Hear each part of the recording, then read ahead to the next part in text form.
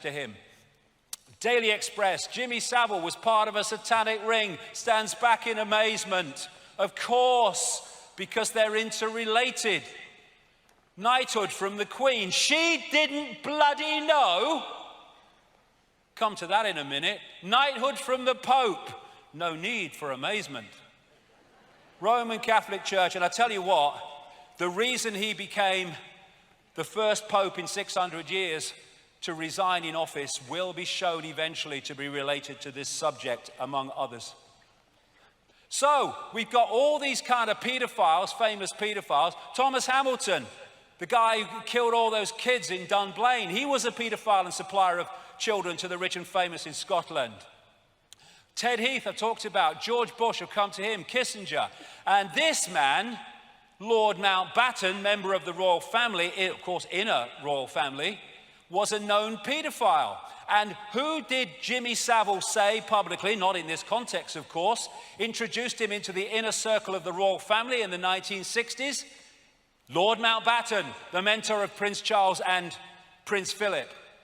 And close to the royal family ever since, decade after decade after decade. The frickin' Yorkshire police knew what he was doing. They didn't bloody know. Are you having a laugh? When are these bloody police officers going to get their asses in gear and start knocking on Buckingham Palace?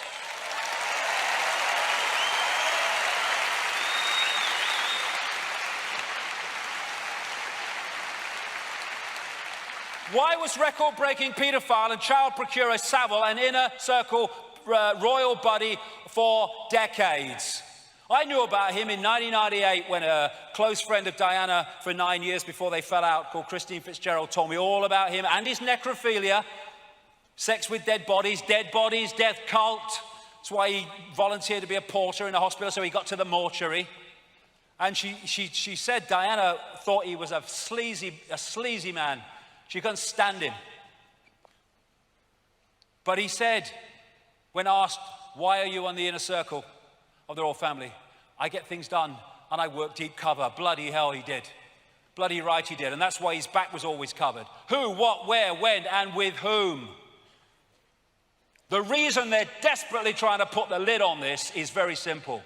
When the truth comes out about all this, the political and royal establishment will collapse. That's why they're trying to do it.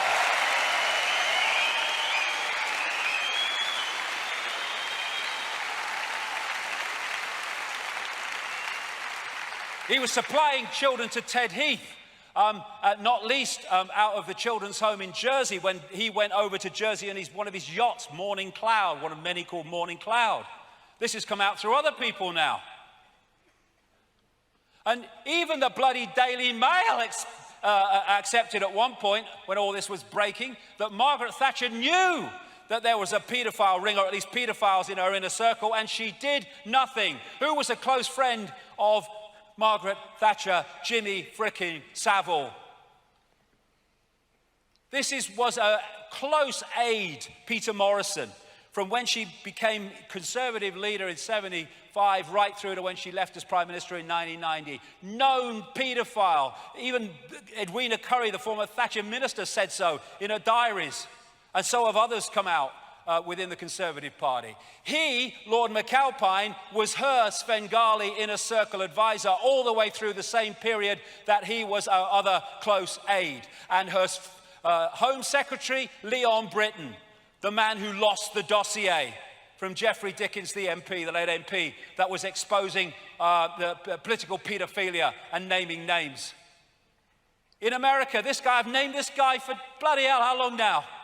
Way back into the 90s. Child killer, child abuser, child torturer. Said it on American radio endless times, in books endless times. And yet he's still at large. And, you know, MI5...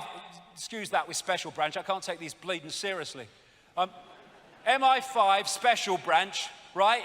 You can't cough close to the royal family without they've done a massive check on you.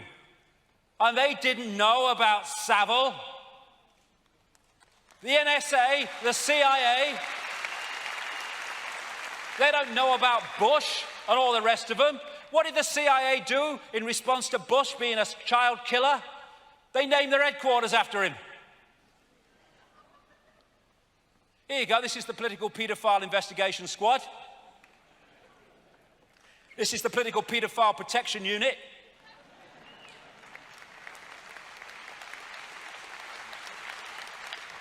And we keep coming back to the big picture.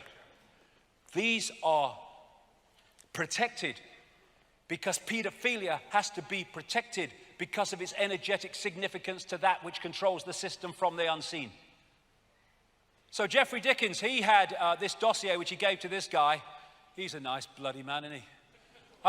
Now, one of my sources was Andrea Davison. She was a lady that represented the abused at the North Wales inquiry, care home inquiry. Care home, what a joke. And she worked, was an operative within British intelligence. I met her in the 90s. Lovely lady. And she's now on the run in South America because they fitted her up for a crime that appears not only she didn't do, but actually never took place.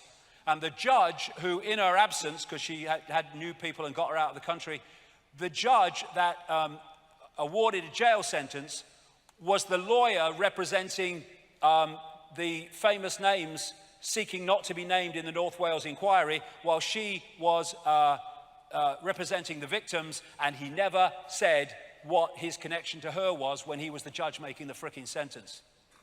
And he gave her some of the infamous Dickens dossier with the names on.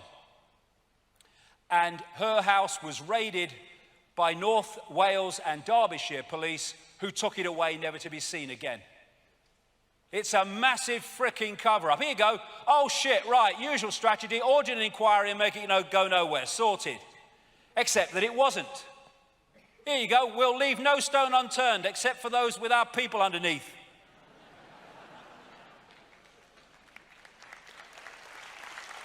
So, anyone want blatant evidence that it's a cover-up? To investigate what happened to the dossier and political paedophilia and Downing Street paedophile rings, they appoint to head the inquiry the sister of Lord Havers, known paedophile, who was the Attorney General who helped to cover up the frickin' paedophilia in politics at the same time that he was Home Secretary. 60 million people, and that's all they can bloody come up with. And then when a lot of us who kind of understand this started putting out the fact that this was all going on, Daily Mail, to their credit, picked it up and made a big splash about it. She had to step down. And so who did they say in her place? The Lord Mayor, Fiona Woolf, 60 million bloody people plus, and they can't find anyone that doesn't live in his frickin' street and has dinner with him. What?